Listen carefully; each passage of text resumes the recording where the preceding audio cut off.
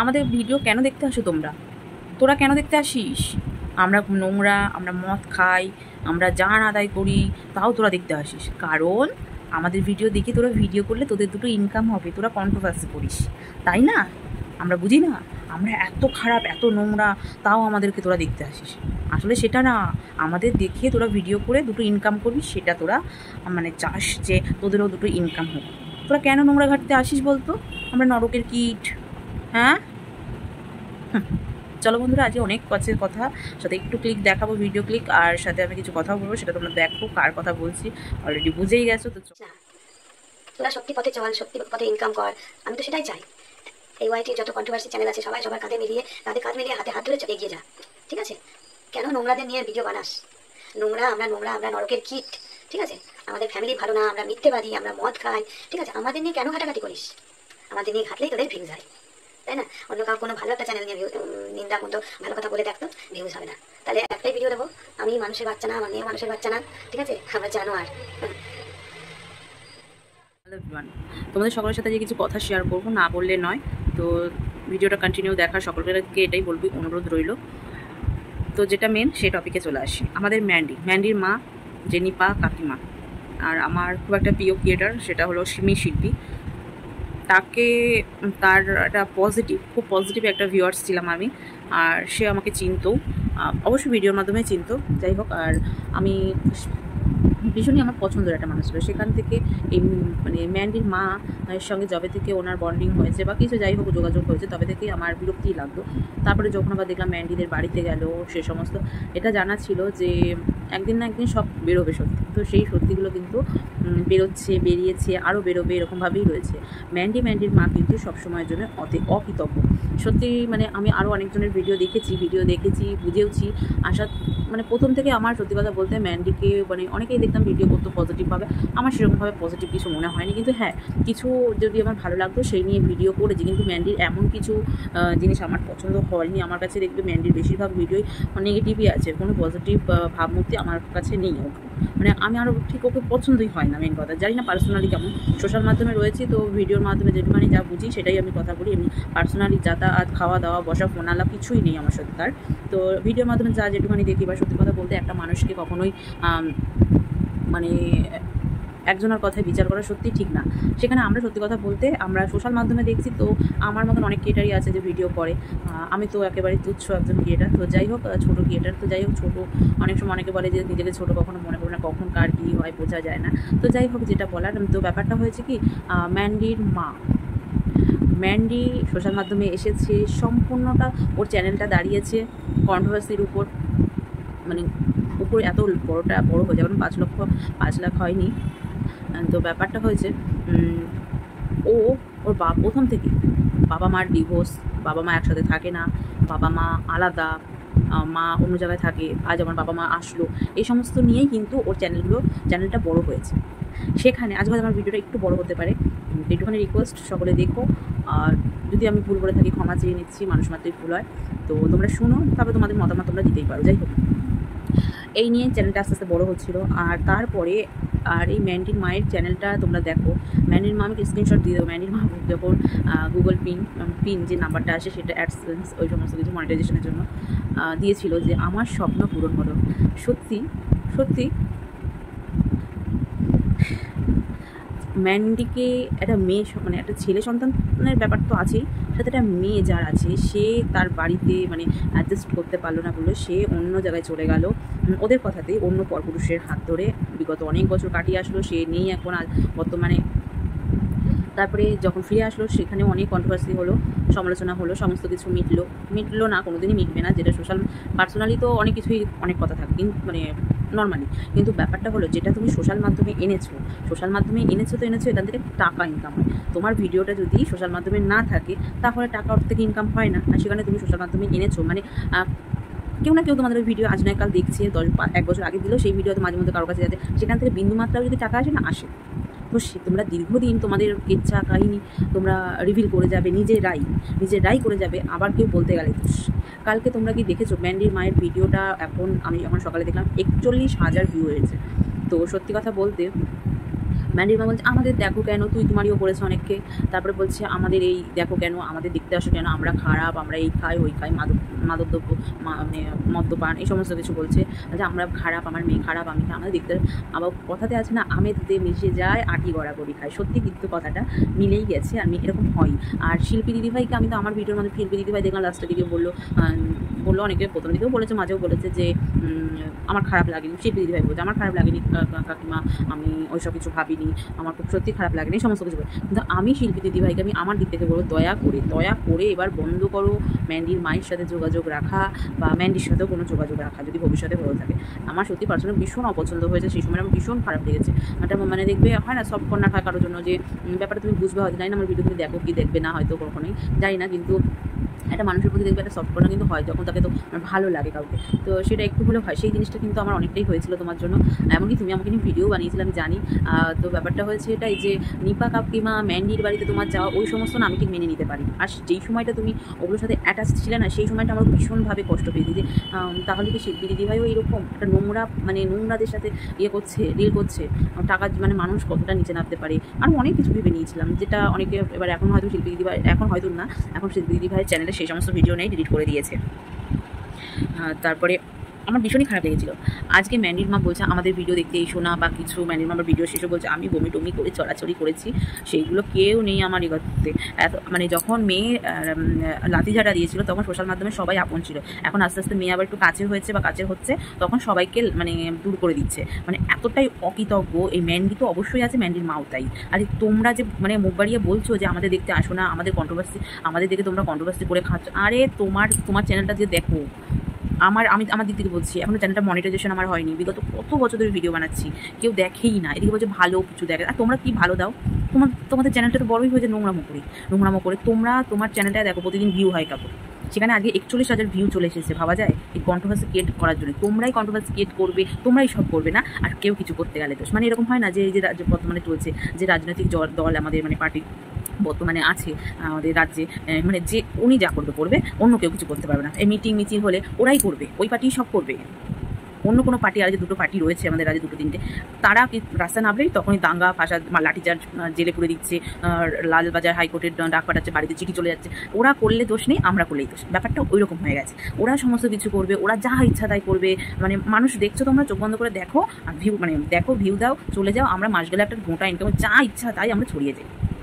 নেগেটিভিটিতে ভরা ম্যান্ডির মা এখন চ্যানেল শেখানো। কিছুদিন আগে সত্যি দেখেছিলাম যে ম্যান্ডির মা নর্মাল লাইফ লিড করছে, যা ভিউ হচ্ছে এই মাসে হচ্ছে না ওই মাসে হচ্ছে। তো ম্যান্ডি নাকি বলেছিল আমি তোমায় টাকা দিয়ে দেবো, অসুবিধা হবে না তোমার, এই সমস্ত আমি দেখেছি। আমি ওর মায়ের ভিডিও দেখি না, যে ভিডিওটা র্যাঙ্ক করছে সেই ভিডিওটা চোখের সামনে আসলো তাই দেখলাম। তারপরে তো দেখলাম শিল্পী দিদিভাইকে নিয়ে আমি ভিডিও করতে না করতে তার কিছুক্ষণ পরে দেখলাম শিল্পী দিদিভাই ভিডিওটা নামিয়েছে।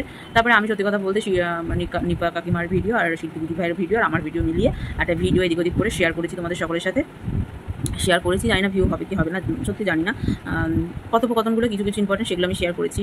মানে এতটাই মাখো সম্পর্ক বোঝাই যাচ্ছে শিল্পী দিদিভাইদের সাথে এই নিপা কাকিমার হয়ে গিয়েছিল, বা এখনও একটু আছে, মানে ওই না থাকার মতন আছে। তো ব্যাপারটা হলো এটাই, আমি দুজনাকেই বলার থেকে আমি শিল্পী দিদিভাইকেই বলবো, নিপা কাকিমাকে কী বলবো, কিছু বলার নেই। কারণ উনি যে কেমন সেটা আমি আগেই বুঝে গেছিলাম, ওই জন্য ওনাকে আমার ঠিক পছন্দ হয় না। যেখানে নিজের সংসার মানে ছেড়ে অন্য জায়গায় চলে যেতে পারে, সে আবার ফিরে এসেছে, কোন মুখ নিয়ে ফিরে এসেছে, আবার সোশ্যাল মাধ্যমে মুখ বিলিয়ে আবার একটা চ্যানেল খুলে বসেছে। মানে কাজ করে খাওয়ার মতন যোগ্যতা নেই, মানে ফ্রি ফটকায় খাবে দাবে ঘুরবে, এই রকম ভাবনা চিন্তা রয়েছে। কারণ দেখো ওনার যা বয়স, উনি কিছু না কিছু করে তো খেতে পারে, সেটা কিন্তু খাচ্ছে না। উনি সোশ্যাল মাধ্যমে এসে ওই নিত্যদিনের ব্লগ দিচ্ছে। আর ম্যান্ডির মায়ের জন্যই, ওটা যে ম্যান্ডির মা, ওর জন্য মানুষ একটুখানি হলেও যা পারছে সেটুখানি গুজারা হয়ে যাচ্ছে, বলছে না সেরকমই ব্যাপারটা।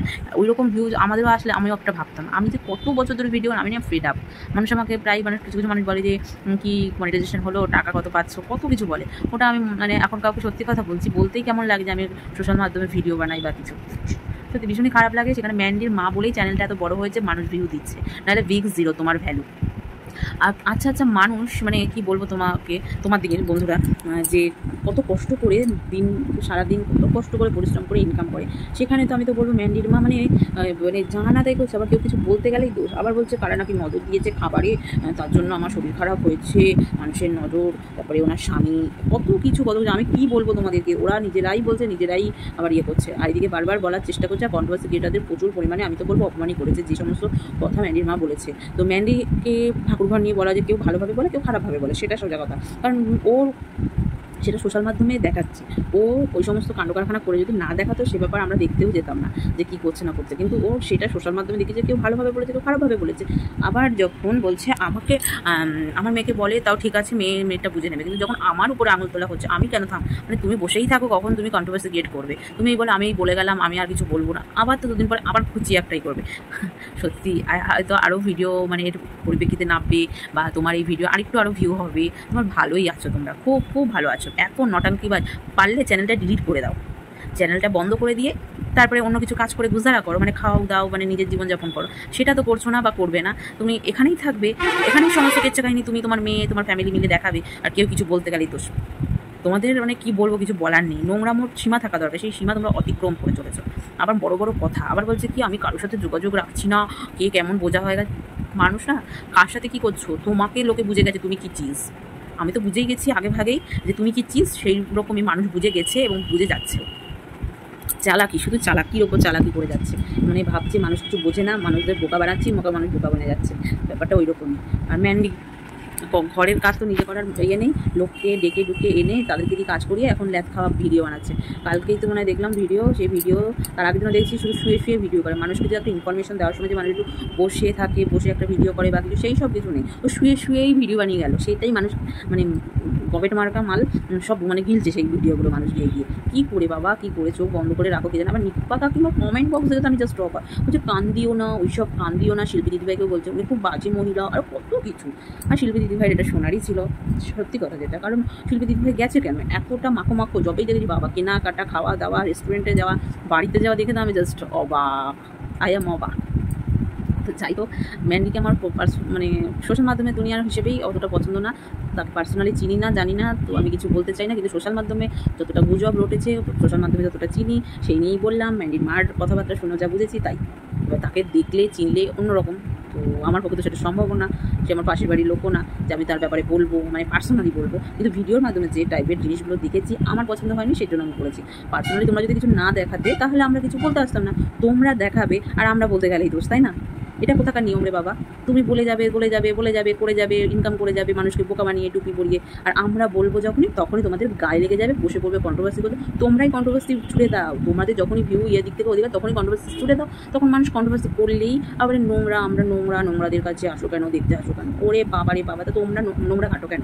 নোংরা ঘাটিস কেন? তুই তোমারও করেছেন। যাই হোক, তো নোংরা তোমরা ছুড়বে, আর কন্ট্রোভার্সি ক্রিয়েটারদের তো কাজই নোংরাকে তুলে ধরা, যে কীভাবে এরা নোংরামো করছে, পাবলিক তোমরা এদেরকে ভিউ দেওয়া বন্ধ করো, এটাই বলার চেষ্টা করে বা কিছু, বা সেই মানে কেউ পজিটিভ হতে বলে, কেউ নেগেটিভ হতে বলে। তো যাই হোক, আমি এটাই বলবো, এই নিপ্পা কাকিমার বারবার কিন্তু আবার শুরু হয়েছে।